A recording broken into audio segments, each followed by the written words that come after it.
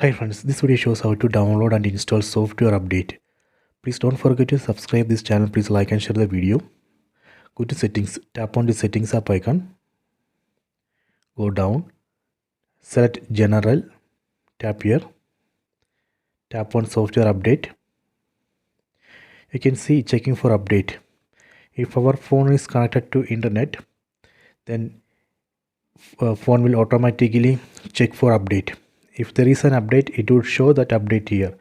You can see it shows that there is an update. iOS 17.3. Size of the update is 1.72 GB. You can read this message. This message says that this update includes bug fixes and security updates.